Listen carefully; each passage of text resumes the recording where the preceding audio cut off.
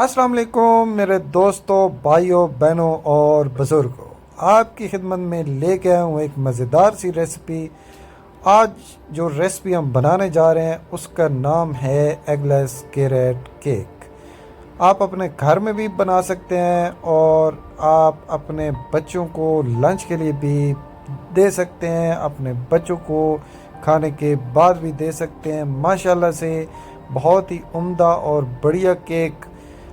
तो एंड तक वीडियो हमारी देखिएगा जी। आपके साथ इंग्रेडिएंट्स शेयर कर दिए हैं जी, डिस्क्रिप्शन में भी शेयर कर दिए हैं, आपकी स्क्रीन पे भी चल रहे हैं और जी आपके सामने हैं इंग्रेडिएंट्स।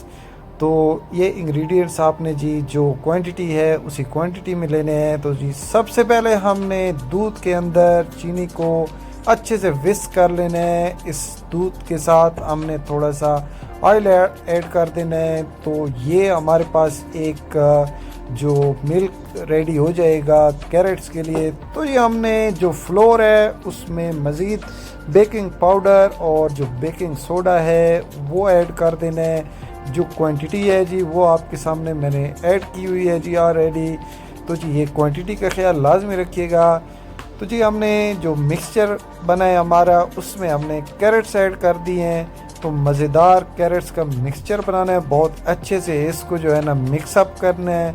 तो जी हमारे पास जो मिल्क था उसमें हमने मज़ीद कुछ चीज़ें रेजेंस और नट्स वगैरह, आलमंड्स भी, या आप इसमें आलमंड्स भी ऐड कर सकते हैं, आप इसमें मज़ीद और चीज़ें भी ऐड कर सकते हैं। तो जी हमारा जो मिक्सचर था, जो कैरेट्स मिक्सचर था, उसके जो हमने मिल्क बनाया था उसमें हमने डाल दिया है।